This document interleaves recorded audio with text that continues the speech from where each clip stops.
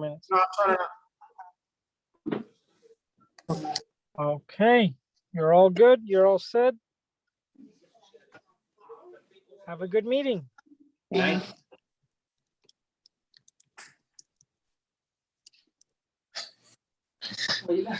Because he, Hey, Cedric. hey, Hello, how are you? hear me? Yes. I could hear you. All right, I'm just gonna be a minute before I get back. Okay. All right, thank you. Yeah.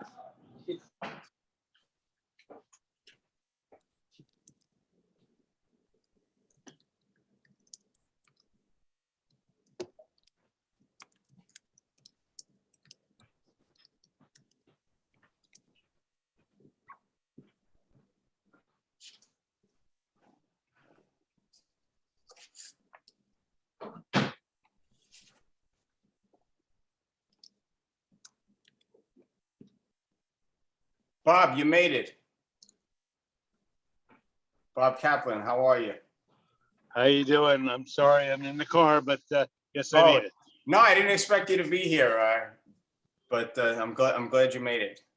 Things have been a little busy with this whole Ukrainian thing we're involved in, so yeah. But I'm glad I'm here. Thank you. I see Sergio. Hello, Sergio. How are you? Hey Ed, how you doing? Good to see you. Good to see you. Well, delayed reaction, but welcome to the committee. Thank you, thank you. Everything well? All right. Yes, excited to be here. Very good. Thanks for coming. An exciting meeting.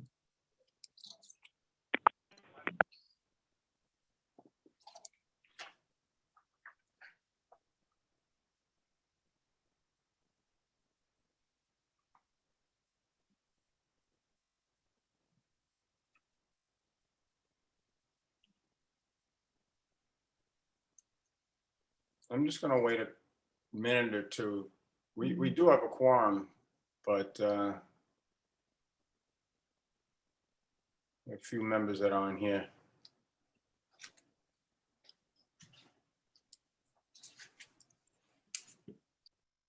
Ed, There she is. Hello, Margaret. hello, I'm here.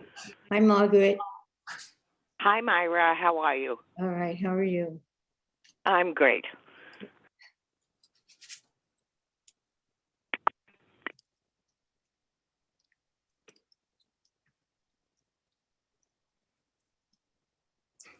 I see a hand up already. I mean, we haven't officially started the meeting yet, but if we could just hold all questions. Ed, Yes. Ed, I think that was me. Oh, that is you? Oh, yeah, it's you I causing think so. trouble again, huh? Yeah, why not? Do you want me to lower your hand for you? I'll lower your hand if you like. Yes, yes, mine, would you please, hon? There you Okay, go. thank you so much. You're welcome.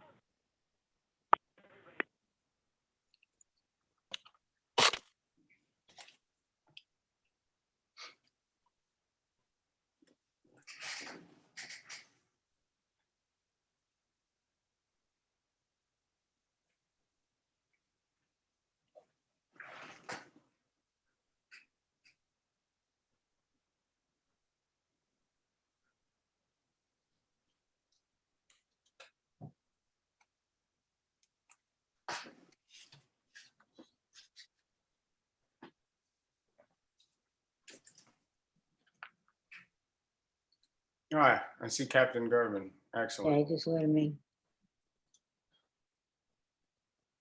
All right, I'm going to begin the meeting. Welcome everybody to Bronx Community Board 8's Public Safety Meeting.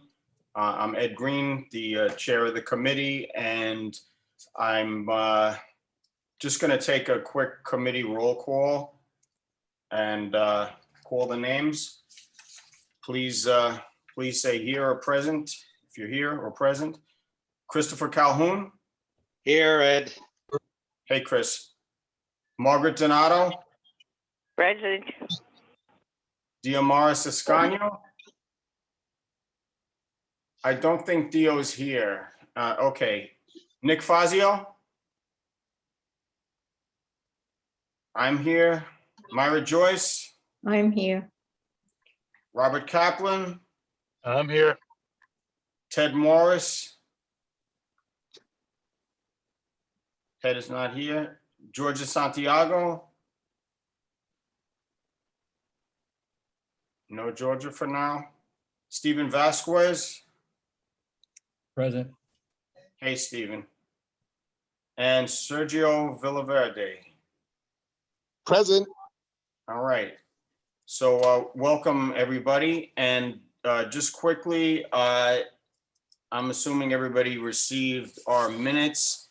So if anybody has does anybody have any questions or anything, any comments, any changes they want to make, anything, suggestions about the minutes? If not, we'll take a vote on the minutes. Do we have a motion to approve the minutes? Motion to Make a approve. motion. Do we have a second? Second. I second it. Okay, so if there's anybody opposed or any abstentions, speak now or raise your hand. Otherwise, these minutes are approved unanimously. Okay, so no objections, no opposed, no abstentions. Minutes are approved unanimously. Is there anyone here from any elected officials or anybody that wants to introduce themselves? I don't see anybody. Oh, I'll introduce myself. Hi. Hi, my name's Susan Landgraf, and I'm here because I get the notices, and the notice of this meeting came in through an email this morning, just when I've been dealing with a problem of a rat invasion in my neighborhood. And so even though it may not be the work of this particular committee, I do think rats have something to do with public safety. So I just came to observe tonight. Okay, if you'd like to bring this issue up after we have our police report, that's probably the appropriate time to do it, and you can get suggestions, I guess, from the. Oh, good. That's what I was thinking, but you asked about people introducing themselves. Oh, okay. No, it was really for public officials, but we're glad to have you. Thank you for coming out. Okay, I'm glad to be here. Okay, so the next order of business is the NYPD report. Do we have someone here from the 50th precinct to give the NYPD report? 50th precinct in the house? Darwin is muted. Hey, Ed, how are you? Good day. Hey, I'm hearing you about 60 times. There's a crazy echo. Did you hear that? I'm trying to work on what's up with my computer. Maybe you can pass me by and I'll get the audio fixed. No. Steve, you know how I think I got two things working. No, my phone's not on. It's echoing. We'll give you want us to give you a second to see if we can fix the technical difficulties here. There's nobody here from the fire department tonight, is there? All right, I don't see anybody from the fire department. All right, we will give, I guess we'll give Captain Gervin a couple of minutes to, you know, I don't know, well, let's give Captain Gervin a couple of minutes. How about that? Can we have a few minutes of silence, I guess, while they while they try to fix their technical difficulties, rather than get into something completely different? A few minutes of awkward silence. Yeah, not too awkward.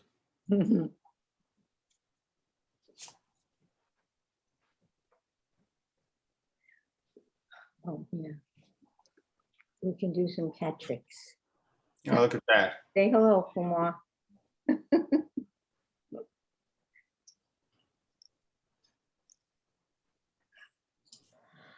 All right, I'm readmitting Captain Gervin, so let's see if he can. I'm going to have to get this cat off my lap now. Go away. Captain Gervin, how are we now? Oh, listen, look. It's a miracle. It's echoing. Yeah, sounds great. All right, for crime complaints for the 28th day, no homicides. We had 2 rapes. Those are domestic related and the subjects are known to the investigator. We had 14 robberies, which is up a lot from the previous year, 28th day, 14 versus 2. Felony assaults are up a little bit, 13 versus 10. Burglaries, 9 versus 5. We're flat on the grand larcenies, which is the theft of property, 45 versus 45 in a COVID year, so that's okay. That's never good anyway, but numerically speaking, there is no increase. But once again, for this month, we're fighting a tremendous grand larceny automobile problem, 19 versus 7 last year. And that's the problem we're facing here, the property crimes in Riverdale.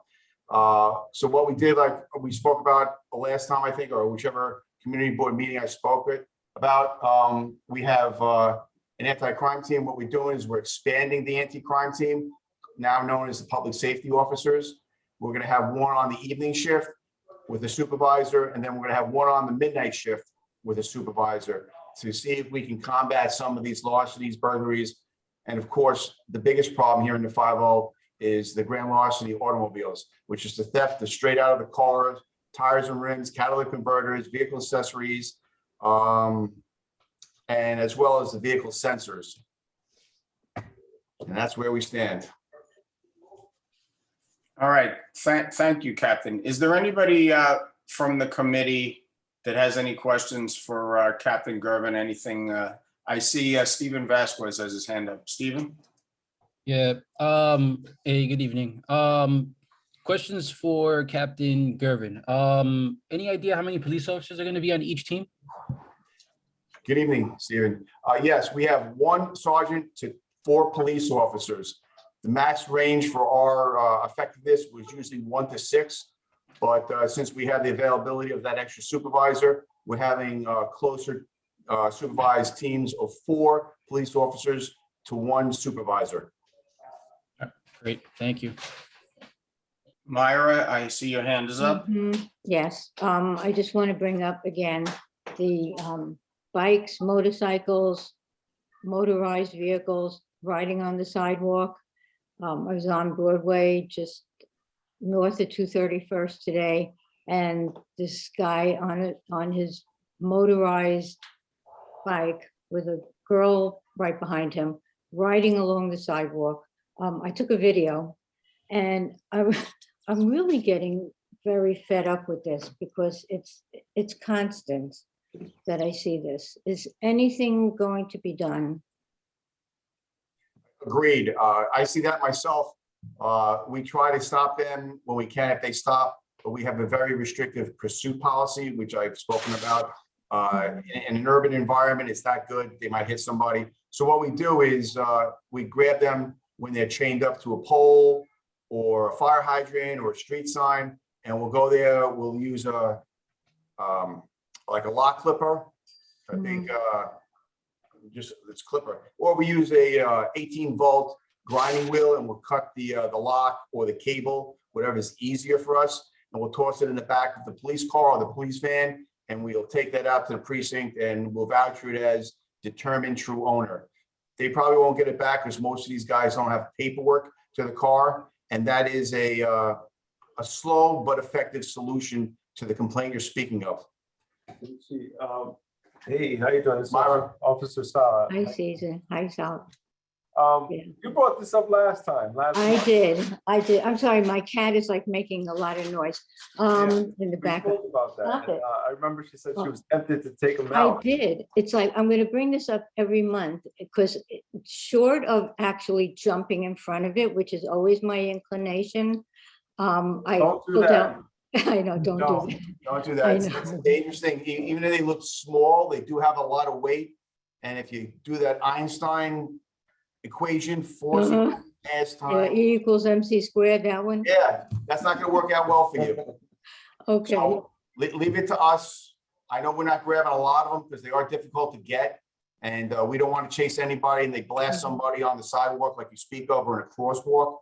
But we are taking them off one by one. okay. And I agree with you, it is a problem and it's problematic citywide. I don't know what else they're doing citywide, but we are taking them off the street. Yeah, okay. All right, thank you. Thanks, Myra. I have a few things that came in that I just wanted to bring up also. Well, first of all, Captain, has there been any update on, we did that walkthrough last month at the 6048 Riverdale Avenue at the new Legacy Studios, and has there been any resolution with that as far as that place is concerned? And No, we're waiting for the various inspections, which the community board requested from Yes. Department of Buildings and we're just trying to, and the fire department and all those other agencies. I who did have, not call you. I spoke to you. I'm trying to get through this Zoom meeting. Can somebody mute themselves who's talking? And Tom that's it. McClellan. If they ask too many questions, we'll just put it over to next month. That's all. Thomas McCallum, please mute yourself. I'll mute him. All right, Okay, sorry about that.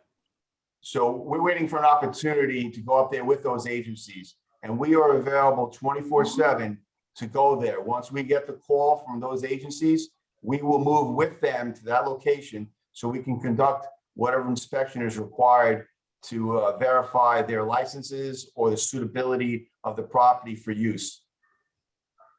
Has there been any more 311 complaints or any other complaints to the pasture coming through you about that since then? No, I haven't got anything from the community myself nor Caesar. We haven't got anything from Father McCarthy, but we have to revisit Father McCarthy because if you remember, we asked to have those no trespassing signs to be designated on the border of the church's property, and that hasn't been completed yet. So that's one of those things we're gonna have to revisit. And that's on Father McCarthy to take care of. We will work to make those apprehensions when they're illegally trespassing on the church property, but he's got to get those signs up. Okay, thank you.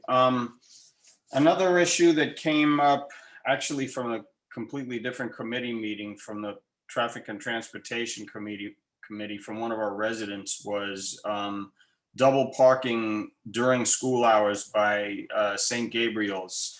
And apparently that caused a lot of chaos over there. I don't know if you guys were aware of that or if anybody complained to you guys about double parking, but that was relayed to me through the Traffic and Transportation Committee. And I was asked to ask you guys to look into that because apparently the double parking during school hours over there is causing a lot of chaos. We haven't received here those complaints. We have received complaints over on Johnson Avenue, 235 to 236. We've addressed those. We've written some double parkers and we've used some persuasive speech to get some of those people to move along. And our community affairs officers spoke to some of the businesses about those complaints from the community about the double parking. Any kind of school double parking was the, is that 81? 81 on 256 in Riverdale? Yes. And we've been up there, but we have not gone down to St. Gabe's. All right, so can I have your assurance that somebody's going to look into it? So they when they ask me the next time, I can say I passed it on. Certainly, Ed. I'm going to speak with Sergeant Karras tomorrow. He's our traffic sergeant. And when we have a complaint like over on 254 over by SAR, we have complaints about the illegally parked and double parked school buses waiting for the kids to get out. We've been working there. We've been moving them along. And those who are, if the bus isn't occupied, we do write no parking summonses on those buses. I have a question in regards to that. Is the complaint about traffic in general by the school, or is it just dismissal times? Like, what exactly is the complaint?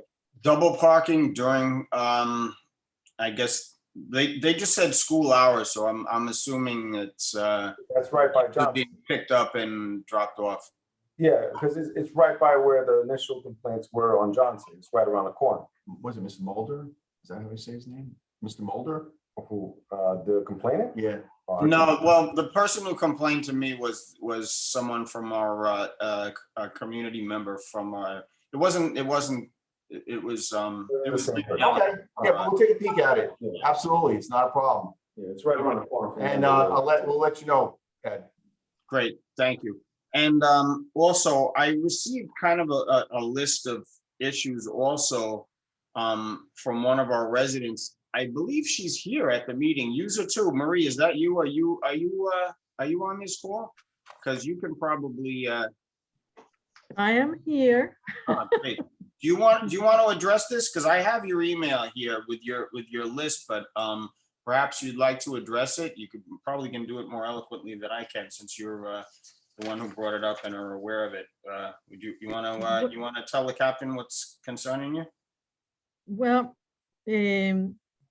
right now, it's the resumption of the racing on Bailey Avenue of motorcycles and souped-up cars.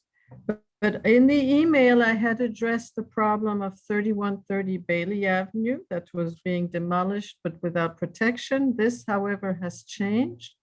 They finished today, I believe, building a whole plywood structure around the property, so no one can go in anymore and either fall or spray graffiti. The other one was the bicycles by Bike, that dark store on 231st, but they have closed with the sanctions on Russian banks. That place is closed. So anything else that I forgot, but I mentioned to you, Ed, right now, those two issues of an unprotected demolition is at least it's walled now, and the bike is with their bikes coming out is shut down. The new thing is, and I agree with the committee member, there's been a pandemic loosening about bikes on the sidewalk. They had a great time with the pandemic when we were quarantined, but it's just very chaotic. You really have to be careful as a pedestrian and as a driver. That's all. Okay, so Marie, so the dark store was closed, so that's no longer a concern. The other one was the demolition on Bailey by Summit Place, leading up to Right. Heat. And they walled it off today. Well, in the last few days, they've closed off the area so no one can go in anymore. And what was the I know you filed a complaint about that. And what was the concern the primary concern about that area? Well, in my experience, when you demolish, you do have to A, publish your permits, B, have them plastered on some kind of palisade that stops everyone going in, C, there was asbestos in the church. So I don't know what has happened since. I only know they have put up a barrier. Now, no one can go in. The last time, I'm sorry to say, I went in, the kids had started to spray tag, and the houses were definitely soggy with water because they were removing the roof. The last concern would be what happened to the asbestos. A former parishioner said it was gone. This would have been done before the palisade was put up in the last few days then. But the good thing now is there is a tall palisade. I haven't looked and seen if any permits are displayed. And there was a stop work order by the DOB, Department of Buildings, that had been pulled off. So, but the main concern is it's blocked off now, it seems. So that's good. Okay, so Captain, is that more of a Department of Buildings issue or an FDNY issue, or where do they go next in terms of seeing if permits were done properly and everything? There would probably be the Department of Buildings, or maybe if she had concerns about the asbestos that may have been in the building, the Department of Health. Yeah. In regards to the speeding on Bailey Avenue, which was at the beginning of our conversation, we've been out there on Bailey Avenue trying to get these cars with the paper plates.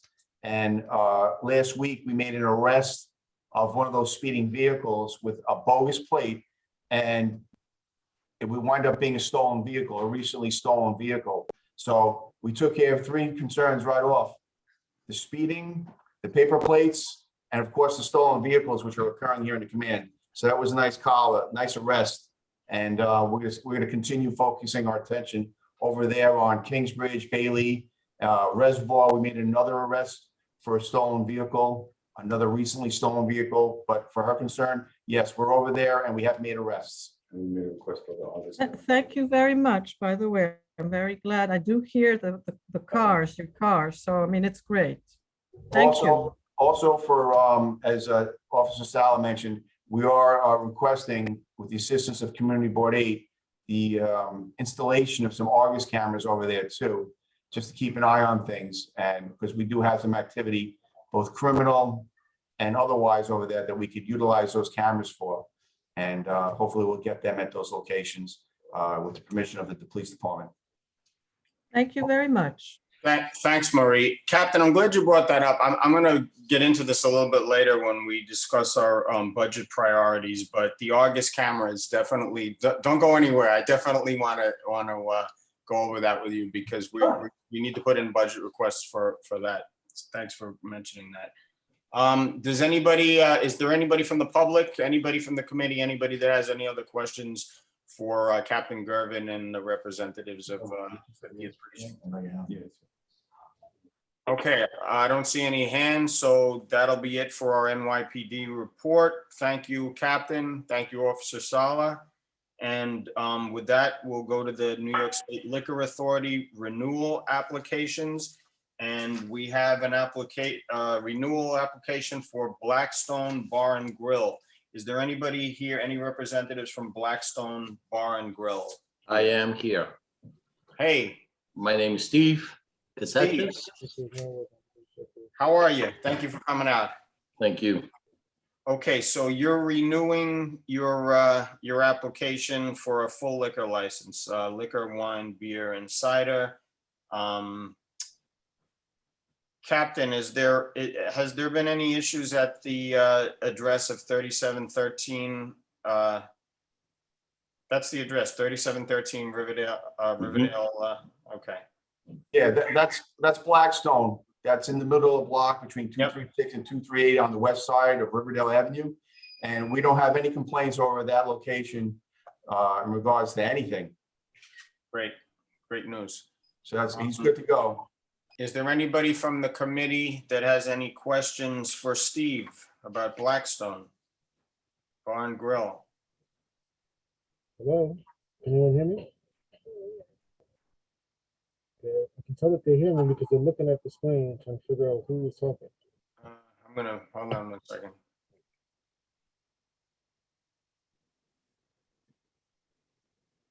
Give me 1 second, sorry. All right.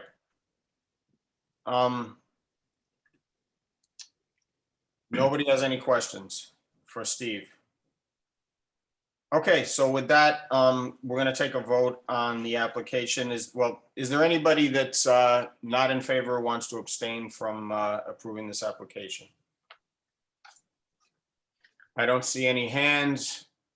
I don't hear anybody. So the application for a full liquor license renewal for Blackstone Bar and Grill has been approved by the Public Safety Committee, and it will go to the full board for a vote at our next board meeting. Thank you, Steve, for coming out. And thank you for having me. Take care. You too. Thank you. Okay, so we have a new application. 2220 Osteria LLC, and the name has yet to be determined. Is there anybody here from this business to representing this business here tonight? Osteria LLC? Yes. Nobody from Osteria tonight. Okay. I think, no, I'm here. Can you hear me now? Yes. Okay, great. My name is Thomas McAllen. I'm the attorney for 220 Osteria LLC. And just for a little background, we appeared last year. Now Segorchin's the owner. He has been licensed in CB8 in the past. We were here last year, and obviously for a lot of different reasons. One of them was financing. with the bank, we were approved with a single stipulation that they would close the premises for the first year at 2 a.m. It's a bistro up top. They've been operating, they haven't been operating, and we signed a stipulation last year. I went through the file recently, and there was some exchange with Pablo Romano regarding the proposed operation. So the licensee's principal, he's been licensed in Brooklyn and Manhattan and other places, seems to have the formula for this Italian dining. I mean, I don't want to mix my French and my Italian. He calls it a bistro. I keep telling him it's trattoria, but either way, it's a restaurant, and I'm just here because we're looking to move forward now. Okay, I notice it's checked new application and temporary retail permit. I just want to understand this. So the reason for the temporary retail permit is? It's huge. What had happened was there was a change in the ABC law, the Alcohol Beverage Control Law. In the past, applicants were not eligible in the 5 boroughs to have a 90-day temporary retail permit at a location that was not previously operating. That legislation was changed in January because it really wasn't fair. The 5 boroughs didn't have what the rest of New York State had. So an application for a 2-year license takes approximately 6 to 7 months. The temporary retail permit allows a cursory examination, commence operation, so you can operate, pay rent, hire employees, while the liquor authority reviews the 2-year license. And it's huge because you can commence operation in approximately 45 to 60 days rather than 6 to 7 months. So now that it's an option, that's why we're filing for it. Okay, and the principal's name, Nasir, you're representing him, correct? That's correct. Yep, NASA couldn't make it tonight. I was pulled out of the bullpen late this afternoon, so that's why I'm here. But yeah, it's the same owner. And again, like I said, he's been licensed in your community for a few years in the past. The premises closed, but he's an experienced operator because I've represented him for 20 plus years in Manhattan and Brooklyn. Okay, is there anybody from the committee that has any questions for the applicant's representative here? Yeah, I do. Myra? Yeah. So this is a dining in Italian restaurant? Yeah, that's correct. Yep. How many tables do you have? He has, it's funny, I'm working 2 screens here. I think that they're going to be a total of 40 tables in the restaurant, but that's on another screen I don't have. I'm just going by memory. I know there were diagrams submitted and a number of other on the menu, and those other items were submitted to the board. Okay, and you're right next to Manhattan College, and so how will you be carding or IDing students? I would recommend, and I don't think he's ever had to do it in the past, but being near Manhattan College, he did have a restaurant, also a Cafe Bon Gusto in the past. I don't think it was an issue, but I am going to advocate that he does get the electronic scanner, just because it's worth its weight in gold. Whatever you spend, $500, $600, $700, it just even operates as a check, because college students aren't going to come in if they know they're going to get scanned. So I'll advocate that to Nasser when I get off, when I speak to him tomorrow. Great, thank you. You're welcome. Okay, Margaret Donato, I see your hand is up. You have a question, Margaret?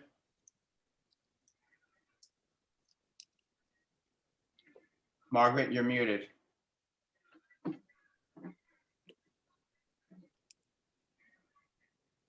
I see Margaret's hands up, but I'm not hearing her.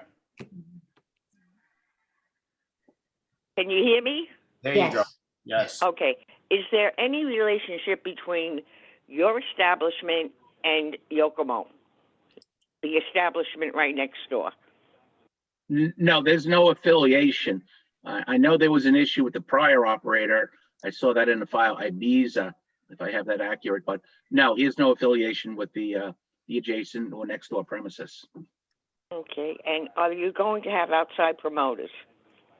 No, no, he's not going to have outside promoters. There's He gonna may be have live outdoor music. cafe, but he's not having outside promoters. Okay, thank you. Thank you. All right, thank you, Margaret. And my question would be, I see you have live music checked off, and pool and billiards. So this is it's like a split level operation where you have billiards below, and I'm assuming that, correct? Yeah, that's correct. I raised the same question when I spoke with the owner. I said, you know, it is a little slightly different business model, but he said he'll be the bona fide, you know, restaurant upstairs. But he had the space, and he figured it may be something he may, you know, utilize. And I said, you know, you got to be alert to that. I said because it's, you know, your diners may complain upstairs. But he says, well, I have the space, so let's see where I can go with this. Okay, and the application also states that you guys are gonna have live music there. So, I mean, there's nothing, you marked various music styles, anything in particular? It's gonna be bands or? I don't think it's going to be bands. I know what he's done at his other restaurants. He's had, you know, in the dining area. I don't think there'll be anything other than the billiards and ping pong tables in the lower level. But at this point, I know he's had on Sundays, he's had like a 1 or 2 piece acoustics in the restaurant just for ambiance. But I don't see anything. I spoke to him. He says, no, the bottom space is space, and the upstairs space is restaurant. They're distinct. So he's always had some kind of limited music, just, you know, background ambiance in the dining, in the bistro. Okay, Myra, is your hand up from before? Or is Oh, it? I'm sorry. Yeah. Okay, and Margaret, the same, right? Your hand's up from before, right? Okay. Captain Gervin, 220 West 242nd Street. Do you have any concerns about this area? I know we've had some problems before with some of the previous tenants there. What concerns, if any, do you have or any commentary on this? Before we had Barcelona Bites there, and as Mr. McCollum said, it's the same kind of business model, and we had problematic ongoing with him, the owners of Barcelona Bites. So a lot of the problems stem from events downstairs. They had a bar downstairs, they had a pool table down there, and a lot of the complaints from that Barcelona Bites came from that lower venue inside Barcelona Bites. So that's not saying that the future business would be the same way, but it's been our experience in the past at Barcelona Bites that that kind of venue, when you have the extra bar downstairs and the pool table and whatever else they had down there, we wound up closing that location. Okay, thank you. All right, so if I can just mention something, Mr. Green, I raised the same question with the client, and I said, you know, there's no bar down there. How are you going to, you know, how's there going to be service and consumption? And he says, no, we're not having a bar down there for that reason. So drinks would need to be purchased at the restaurant and perhaps wait service. So I did raise that same issue earlier today. Yeah, okay. And, you know, go ahead.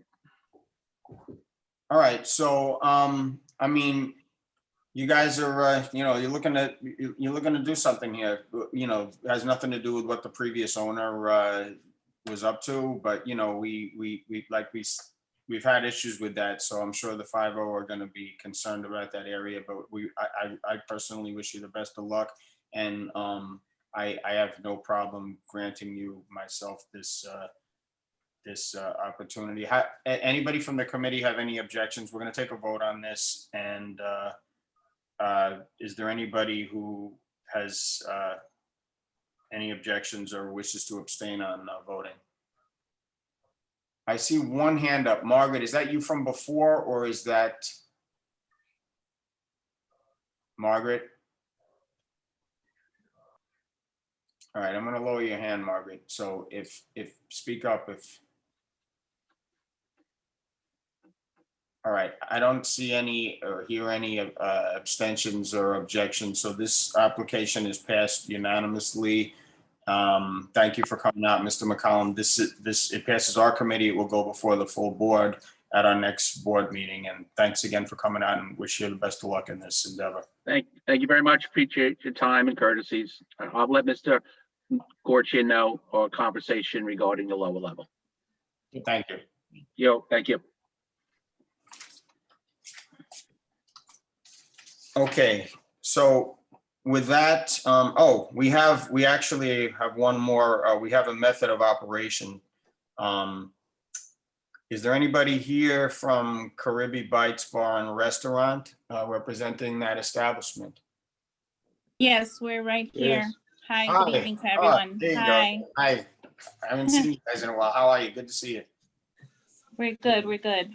Okay, so you're actually requesting let me make sure I get this correct, because I don't have any application. So my understanding is you're requesting a letter from basically our committee and the board requesting what? You tell us in your words. Yes, hi. So basically, we're just like a step away from being approved for a conditional letter to open the business with a temporary permit. The issue is that the licensing board has requested that I ask permission or approval from the community board to be able to have recorded music, live music, and karaoke. So that came back as a deficiency because we originally had marked that it was live music and karaoke. And then, so that has delayed us tremendously. So what we're asking for is, will the community board approve and provide us with a document, a letter? Because we have 10 days and the 10 days are actually up tomorrow. I just want to interrupt you real quickly on that, because I don't know if you're aware, but I received an email today that our board did request an extension until, I believe it was the 14th of next month, or right, it was till right after whenever our board meeting is, the 14th or the 15th. Oh, okay. And they did request an extension. I don't know if that was granted or not, but they did request an extension. I have not received anything regarding that. So we wouldn't know, but basically it's just approval from the community board. And then obviously if the board can provide us with some type of document that says that yes, that they approve of that, then we can move forward with the application. Okay, so this would essentially just be a letter of approval from the committee and from the board stating that we have no objections to allowing your business to have live music, recorded music, and karaoke. Yes. And the reason you need that is because the SLA is stating that it wasn't filled out properly or something initially. Yes, yes. Okay. You know, I just have to say the only thing that I didn't fully understand, because I read the letter from SLA and I was a little confused about why they don't just let you reapply for a method of operation and check all the boxes off rather than go through us for a letter. I don't seem to understand that. I totally agree with you. It's, you know, that would be another topic, but the process with the SLA is not an easy one. And any minor little mistake that you make or oversee in that application, that can throw you off literally months before anyone can be granted an you know, permission to open. Okay. So with that in mind, I'm just, does anybody in the committee have any questions for the owners of Caribe Bites? You guys are the owners, correct? Yes, we are. We're also owners of the restaurant across the street, which is El Económico, and we've never had any kind of issues or where we've been reprimanded or anything like that. Okay. Anybody from the committee have any questions about this issue or to the owners about this? I see Margaret Donato.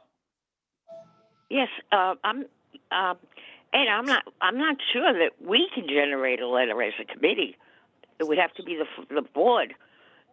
No, I've spoken to our board chair and our district manager about that. Oh, okay. And we would do it in the form of a resolution here, and we'd pass it on to the board and Oh, that's what I was thinking, a resolution, because okay, There's wonderful. several ways of doing it, but that seems to be the best way of doing it, unless anybody has Right. other ideas. I'm certainly open to suggestion about that, but that seems to, we've come to the conclusion that seems to be the best way of going about this.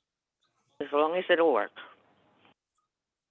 Okay, anybody else from the committee have any questions? Captain Gervin, 5586 Broadway, Caribbean Bites. Is there any concerns about there? They're requesting, it's kind of a technicality, but they're being asked to, for us to approve of a letter for them to have music there, which they already have, don't they? You guys, you already have music there, don't you? Well, we're not open, waiting obviously for our liquor license, but the previous owner, who unfortunately passed away during COVID, they had recorded music, live music, and karaoke, and I never heard of anything that would affect us having the same thing. Okay, and what are your hours gonna be?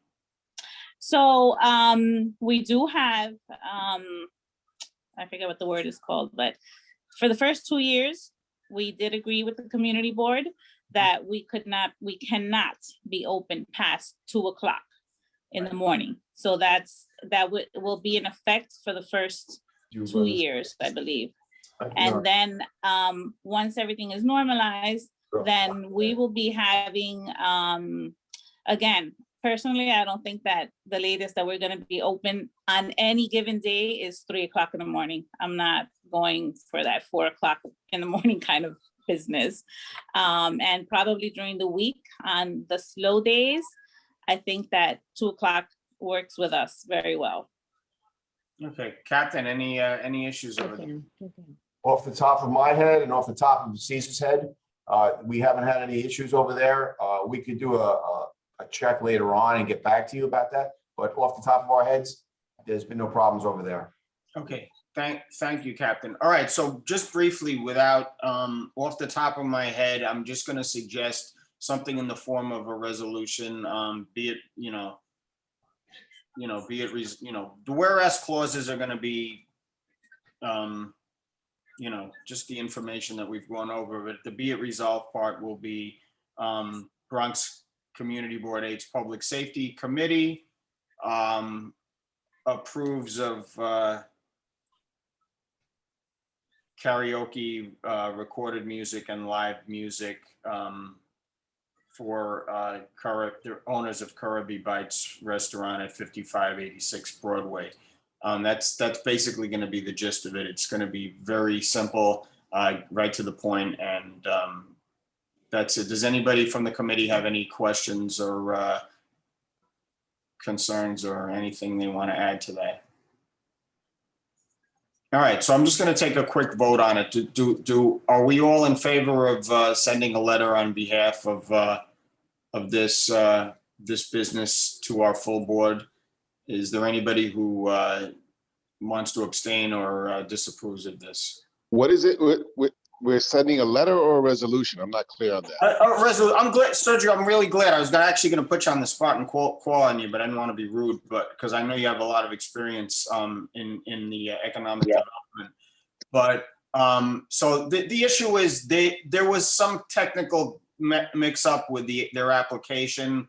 So the SLA, I don't understand why SLA just doesn't have them do a method of operation change and have all the boxes checked and resubmit it, but they want some letter from the board stating that we approve of them having karaoke, live music, and recorded music. They've already checked off properly 2 of the boxes. They didn't have 1 of the boxes checked off or something. It's a real minor detail. Right. Making them jump through hoops to Do we have it? So there's an amended application before us. Is that accurate? No, it's not even that. They just want, they're requesting an actual letter from the community board stating that we have no objections to them playing this music. So the committee is just going to have a resolution, a resolution to write a letter, a resolution to write a letter on their behalf. Can I read? Maybe it's easier for everyone who's on this Zoom. If I can read the paragraph to you, you could probably understand better what it is that they're saying. Sure. And it says, method of operation, notice to Bronx Community Board number 8. You gave us 2 notices to Bronx Community Board 8, and we generally require only receiving 1. The one that was sent on May 4th of this year, we see proof of delivery for that, but we don't see any proof of delivery for the one that was sent on June 17, 2021. And that is why we cannot approve you for playing,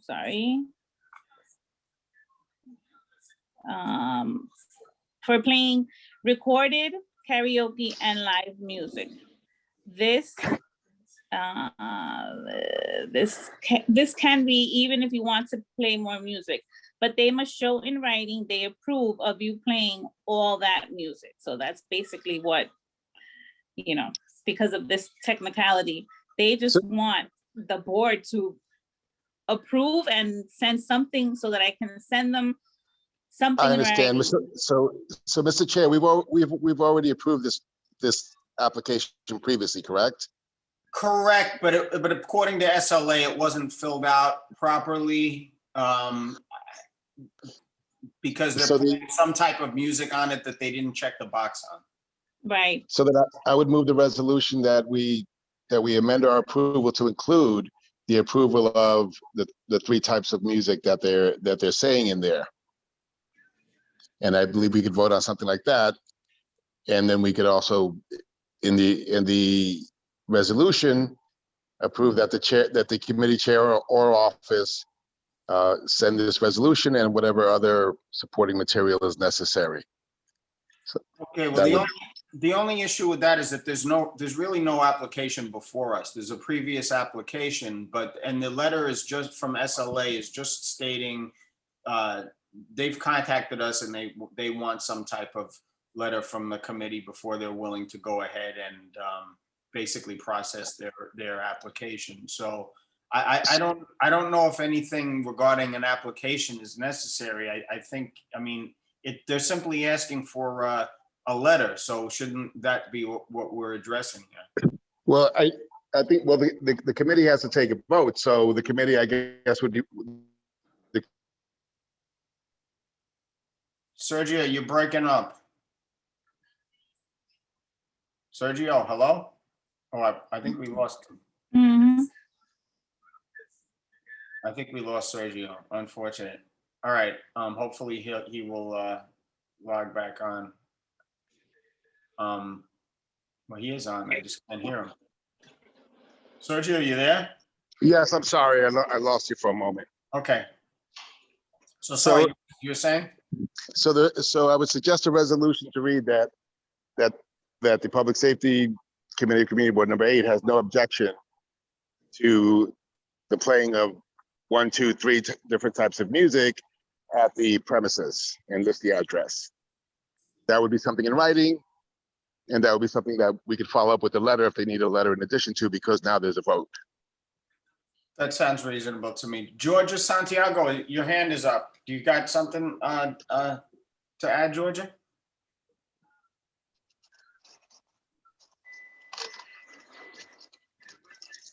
I think that's Georgia. I see a number that. I thought it was Georgia too. Georgia? All right, she's muted. Georgia has trouble with her phones.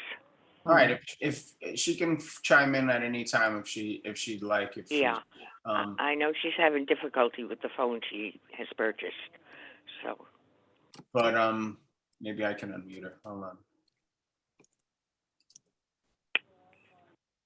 You're unmuted, Georgia. I unmuted you. Oh, I'm muted. Oh, Lord. What's going on? I just wanted to ask the question, that address, because I I got 55 something and Broadway. What's the rest of it? 5586 Broadway. 5586. Thank you so much. I'm sorry I'm having difficulties here with the phone and different, Quite all right. Now I know I can unmute you if there's any further difficulties. Oh, okay, dear. Thank you. You're welcome. Thank you.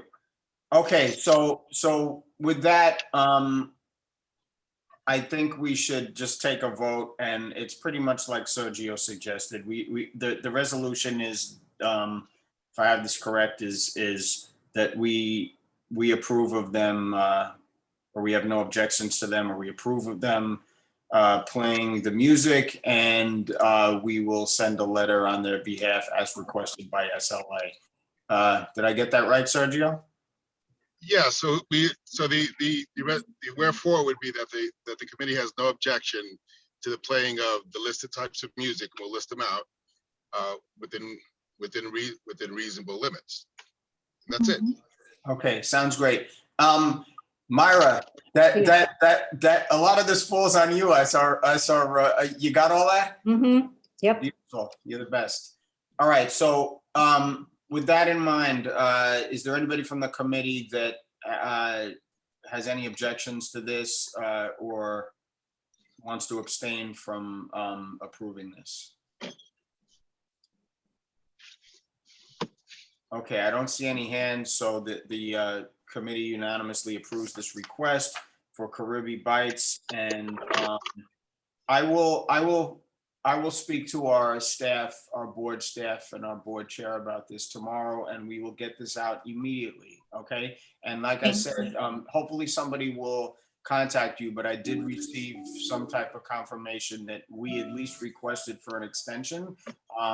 I can't promise anything. They're usually pretty good with us in terms of granting us this stuff, but this is an SLA thing, so all we can do is lobby on your behalf to do this. And the reason we would do this obviously is because that 10-day extension falls, inside the the time limit when we can actually pass this, because this gets passed by our committee. It has to be passed by our board. And the next board meeting is not till almost a month from now. So that's why we're requesting the extension for you. Okay, so that's unanimously approved. Thank you for coming out, and I'll keep in touch with you guys, or our staff will coordinate something with you to let you know what's going on with this. Okay. Thank you all so much. Thank you. All right, you're welcome. Thank you for coming out. Thank you.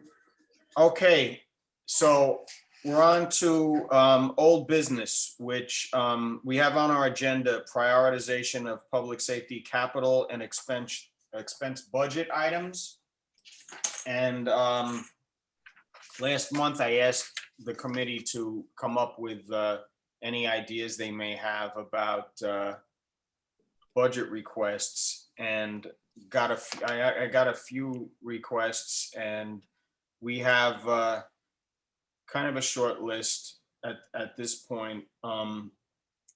As far as capital budget request is concerned, we have right now we have two items on the list. So, well, one would be Argus cameras. So I was just told recently that, well, a couple of things with the Argus cameras.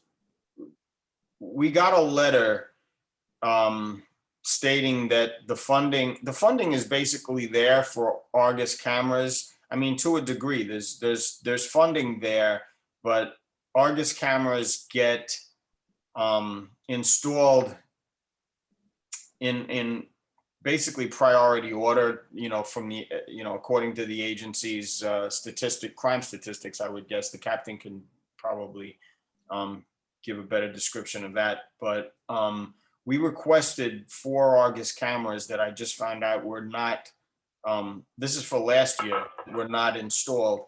One was at West 231st Street and Kingsbridge Avenue, very busy area. Another was at West 234th Street and Bailey Avenue.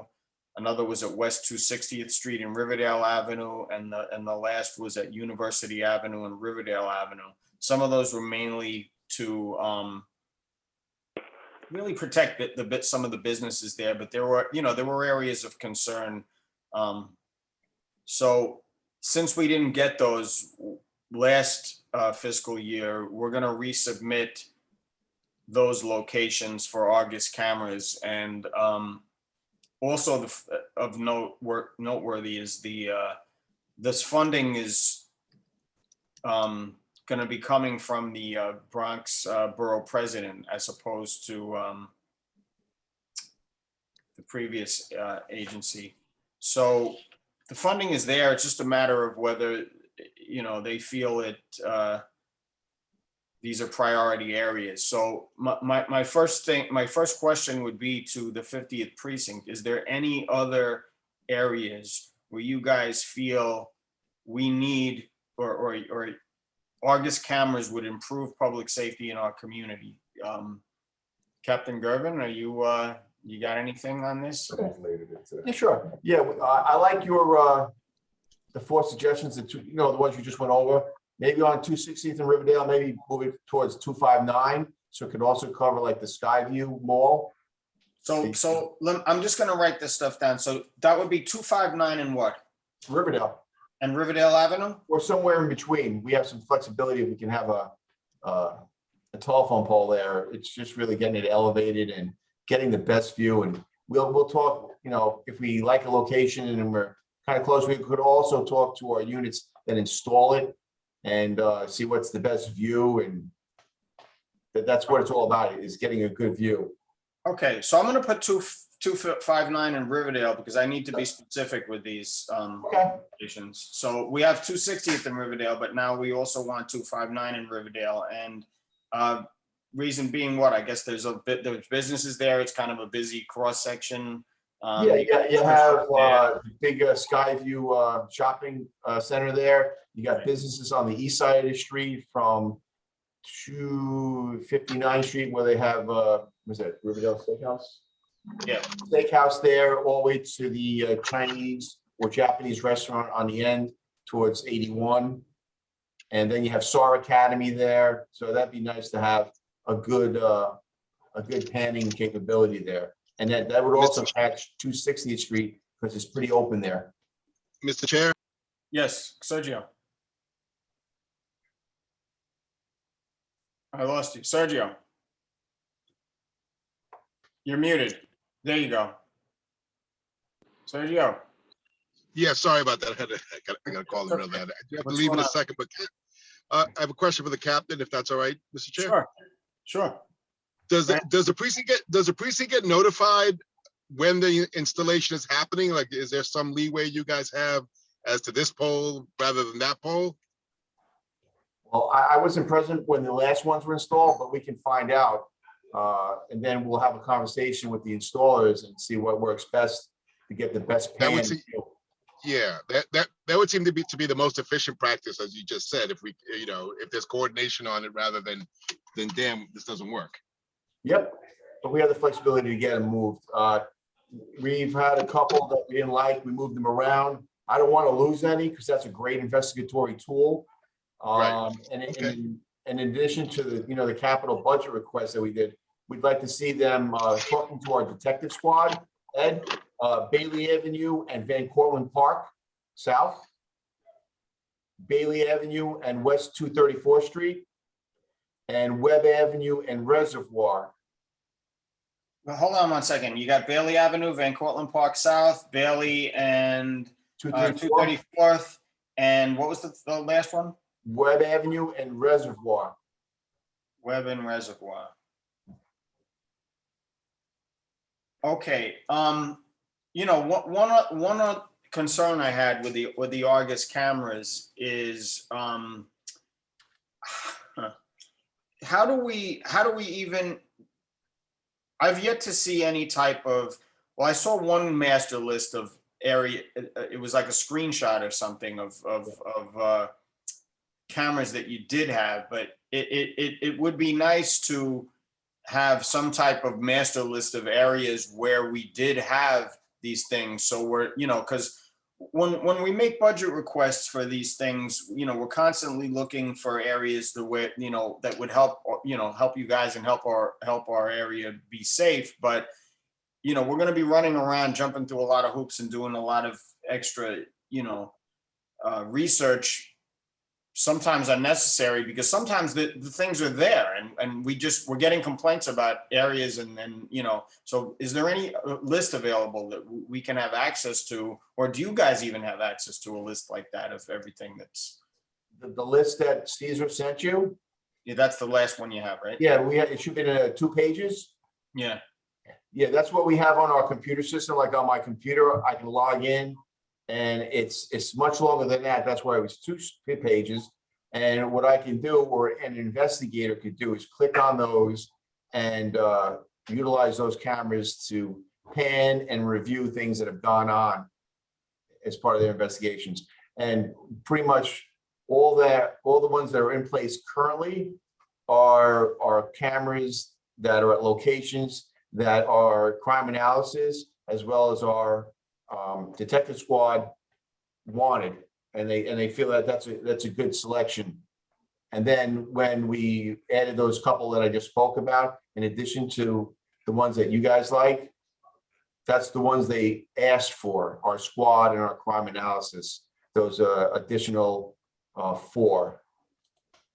So those additional those additional ones that you just mentioned, Webb and Reservoir, Bailey 234th, Bailey, Van Cortlandt Park South, those are ones that you got or the ones that you want? Those are the additional ones to your 4 that our squad and crime analysis is requesting. Thought would be helpful in future investigations. Beautiful, perfect. Okay, great. So I guess that's it, right? We're gonna have 8 of them then on this list, and hopefully we have the initial. Is it 7? You said 259th and Riverdale. Oh, okay, yeah. With the 259 or 260, it'd be nice to have it up there. We have had robberies up there. The Dunkin' Donuts has been robbed. The cell phone store on the east side of the street, they've been robbed. It'd be nice to have either 260 or 259.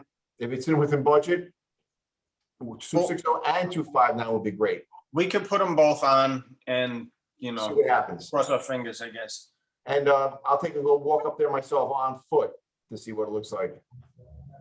Okay, so that Argus cameras last year, these cameras were number 3 on the entire community board list, so they are high priority. We do regard them as high priority.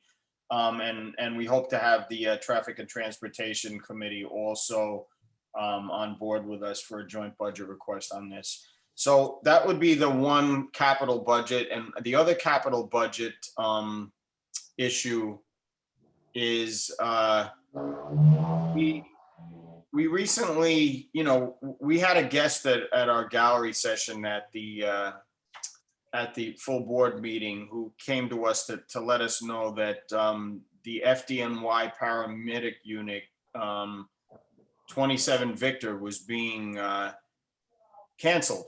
So they had previously, they have 2 paramedic units for this area, and one of them's going to be gone. And the main concern was that, we have 15 nursing homes in the area, and paramedic units are, they've determined that we had a representative from the FDNY union come and speak on this, and I'm still trying to, coordinate a meeting between myself and the district manager and him about this to get a more specific request for what they feel could be done, because this unit has been eliminated because, according to them, from some statistics that were done 10 years ago. So I don't know the full details about that. That doesn't, it sounds a little crazy, but anyway, so we're going to be, as of now, unless this is going to be modified later,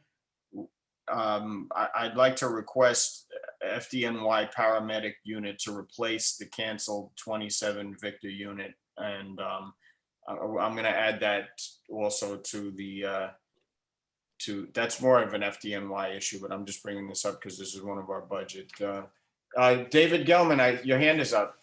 What's up, David? Okay, sorry, I'm on my phone. I'm not used to this method. I would check with Kira because I have a feeling that that particular issue is outside of our scope.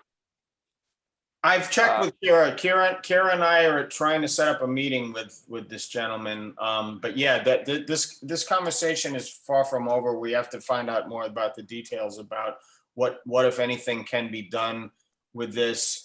We can at the very least request it. And just like any other request, the agency can deny it and they'll need to give us their agency reason why it's being denied. Well,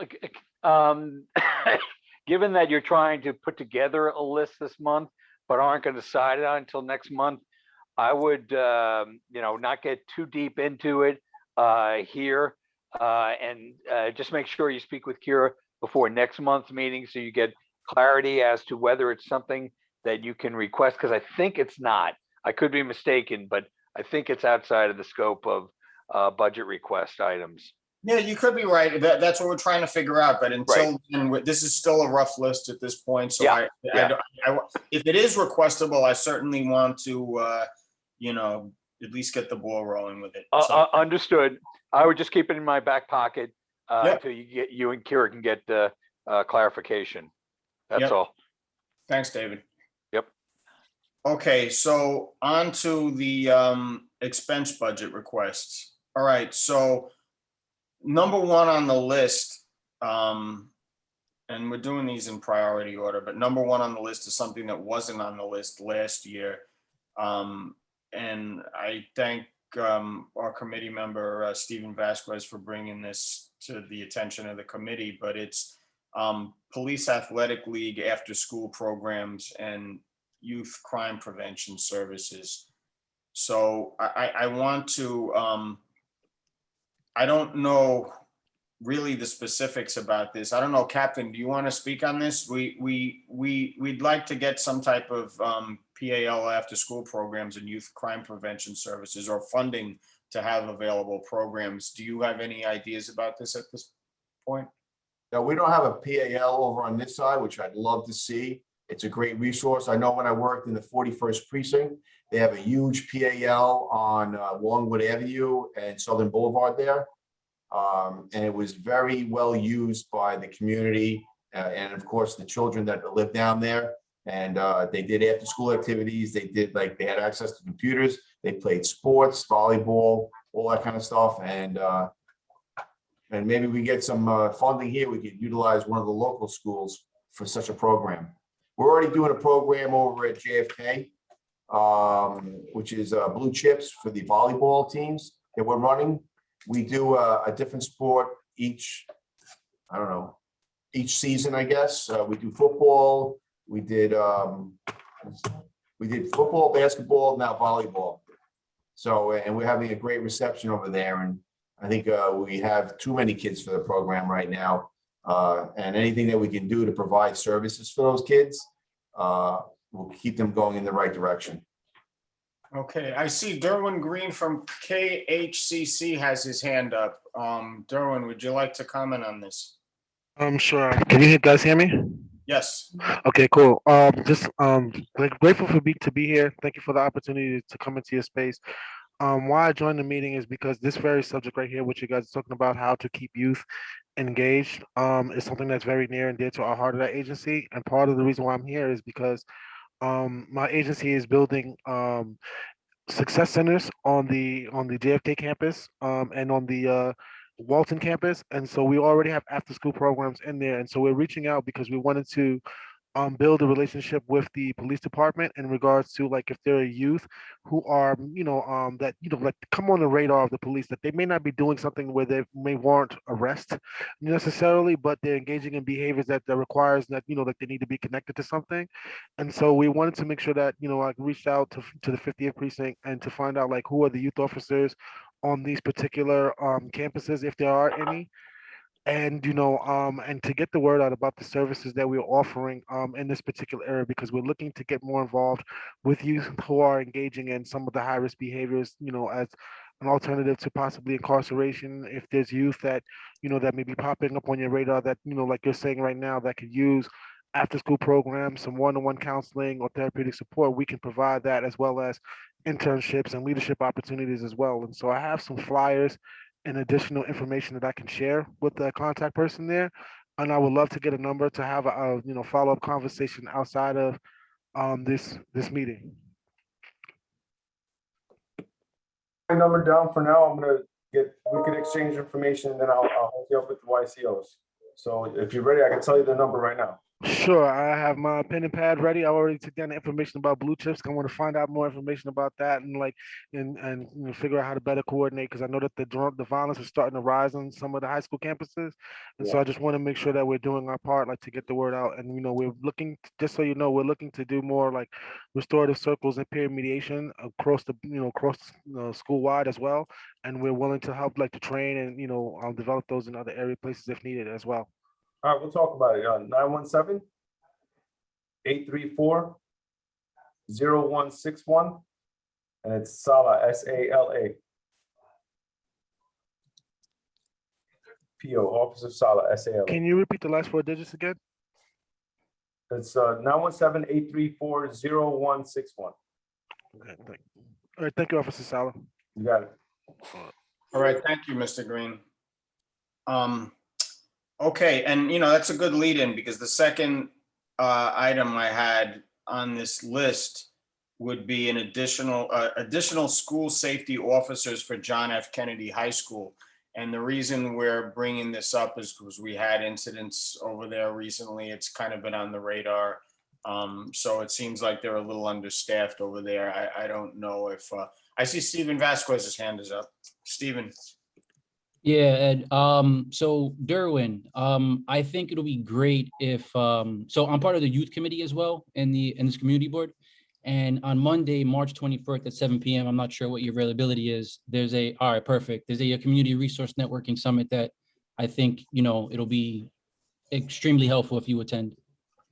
Yeah, I regularly attend, and I'm always in, normally in those youth committee meetings, the one that's for Community Board 8. I attend those regularly with Sergio. So yeah, I definitely will be there on the 21st. All right, perfect. Okay. All right, so the additional school safety officers for John F. Kennedy High School would be second on the list. I don't know. Captain, is there any anything on that? Is there any, would you think that's a good idea? Do you think that's needed? Well, the 2 incidents that of concern didn't happen near the campus. They happened off campus after the students left the location. One happened at 230 on Broadway, which was a robbery of a student. And then there was an assault down on 228 in Broadway off campus. So usually the school safety officers are not that far away to actually intervene in the student fighting. I think we could use a few more down there. It is a large campus. They have multiple schools in those campuses. And we do provide police officers' presence at dismissal mostly. We try to cover the location from 230 in Tibbet east to the Broadway area with our YCOs, which is Officer James and Officer Justin Rodriguez. They're there with the school safety officers. They're talking to the school if there's something going on, and they brief before they deploy. And then we have our supervisors and our police officers along that 230 West 230th Street corridor. Okay, so you know what I'll do is I'll check with the youth and education committees to see what their opinion is about this. It's just something that came up on our radar, but now that you're saying that some of these things happen more on the borders of the school, maybe a school safety officer is not as necessary as I originally thought, but I'll see what the other committees have to say about that, and we can make a decision whether we want to add this to our final budget request. Okay, so the next on the list would be a school crossing guard at the intersection of Hillman Avenue and Cedric Avenue, and this is especially needed at PS 95 and Am Park neighborhood schools. It was 9th on our list for last year's fiscal budget. and we didn't get it. And let's see what the agency response was. Their response was, I don't even understand their response, to be honest with you. It says, based on the latest budget, the NYPD has a specific budgeted headcount. The agency is working on filling vacancies in order to get that headcount. I mean, what does that even mean? Where are they now, and have they reached the headcount? You know what I mean? So it's I get it. It's a hiring process, but does that mean that this area is still even in consideration once they do fill their hires? I don't, that response doesn't answer that question. So I don't know. You haven't heard anything about that location. It's a madhouse up here by the school at school hours, and it's an accident waiting to happen. Yeah, it's a lot of buses parked on Cedric. I could have sworn I saw a school crossing guard over there, but I'll have to check with our school crossing coordinator. We are trying to put the people in the right places at the right times for the safety of the children. But I think if they were provided a more competitive salary, I think we'd have a greater reception of people who would like some part-time work at a reasonable salary. And I that's their complaint. They're not working for much, and they provided great service. Cedric by the school? Yeah, Cedric and Hillman. I've seen. Well, the crossing guards they have are actually on the next block down by across from where the supermarket is and the corner of PS 95. The spot where they need that it's needed there as well, but that area is so congested and insane with traffic. They need one on the following block. You're saying on Hillman? Hillman, correct. Up the hill, because that's where a lot of the drop-offs are. That's where the majority of the drop-offs are, because that's the entrance to the school where all the kids go in. Yeah, I know that the buses park all along Cedric there. I might be mistaken. I might have saw that maybe they moved it. The guard moved over to. No, they've always had one at that other area, and it's needed there, but they need an additional one there. It's just too much going on. Yeah, I'll have a conversation with Ms. Fredericks. She's our school crossing coordinator tomorrow, and see about if there's anything in the works to cover Hillman in the future, and we'll get back to you, Ed. Okay, and the last one on our list was something that was last year that was not granted to us. It was number 18 on our list, which was the John Deere Gator utility vehicle used for NYPD park patrol. I don't even think I know that our Parks Department also requested one because the other one is beat up or broken down or something like that. But I know you guys, I was told last year that this would be useful for you guys for park patrol. We didn't receive that. Is it still something you guys are interested in us pursuing? We actually have one already.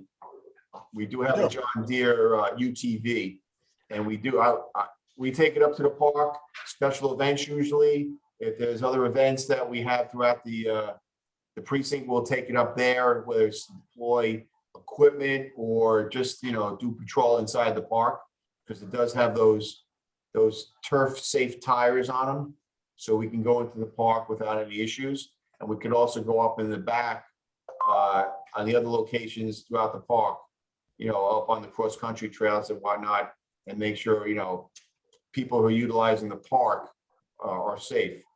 How long have you had it?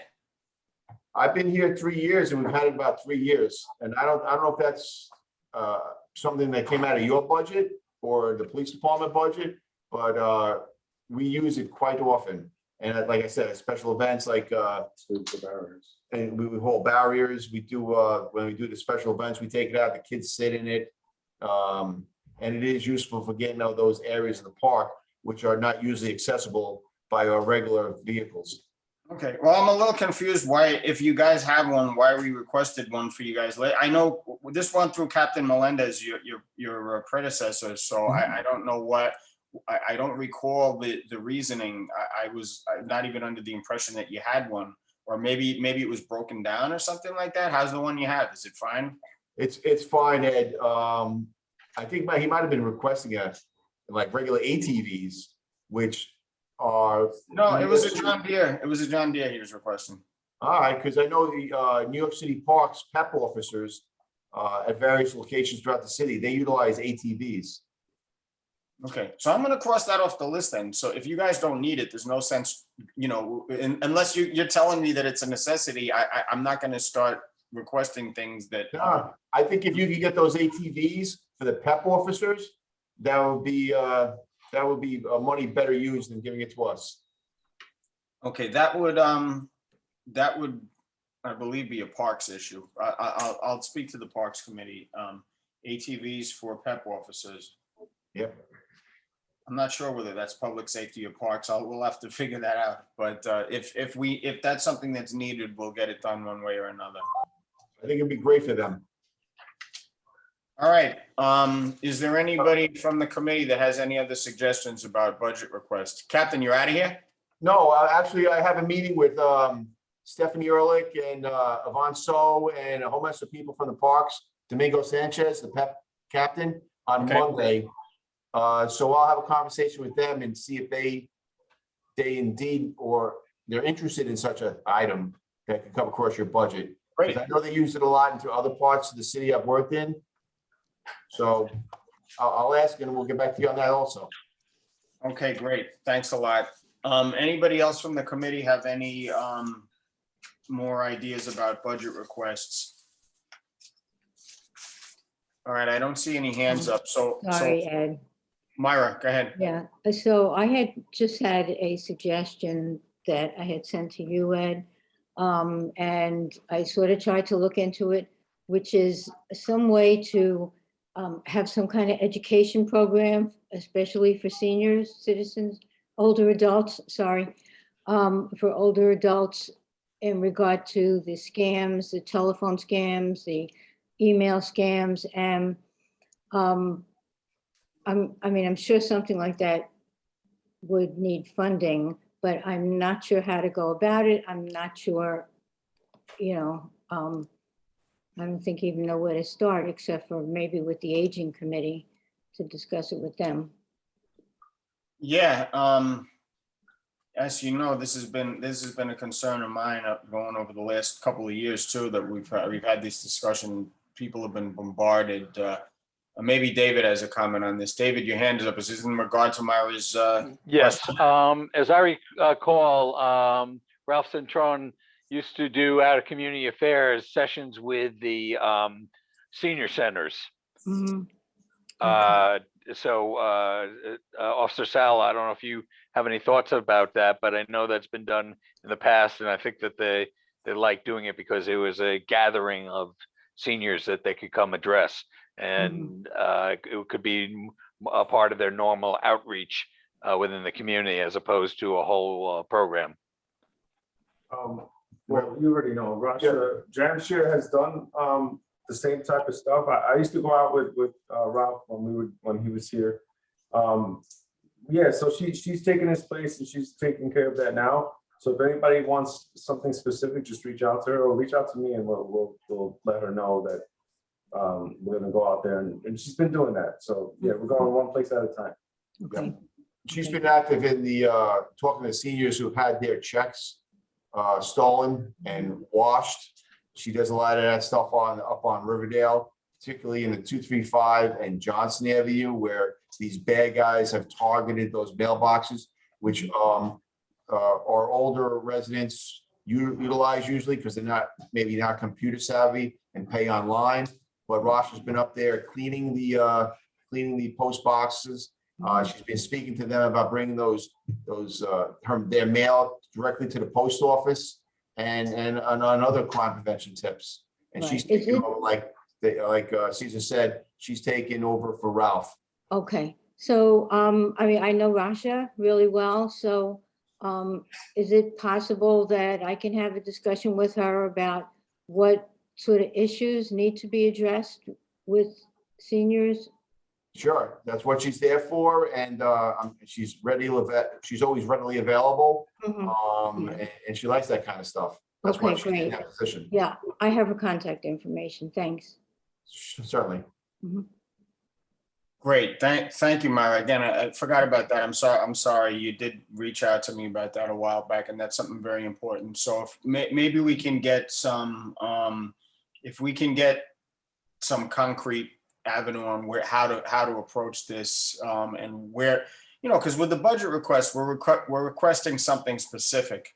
An issue like this with the scams, it's kind of all over the place. So where do we address our focus? So if we can come up with something solid and where funds are needed to help prevent this, then I'm all for adding it to our list. And again, we're going to have to do, our next month is our last month.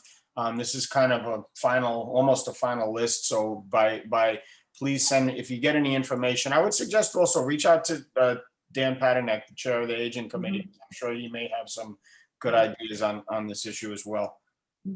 All right, so with no further things on budget, I'm just going to go on to the last to new business and the last item on our agenda. And I'm not going to turn this into a major forum. I know we've gone a little long here. So, but Ed, can I interject just Sure. real quickly? Go ahead. I just want to make sure I catch the captain. I just wanted to bring to your attention very quickly. I don't know if you're familiar with something called Next Door. It's sort of like a hyper local Facebook. Last week, there were a number of postings about the parking of tractor trailer trucks along Jerome Avenue extension, which is the service road to the Major Deegan.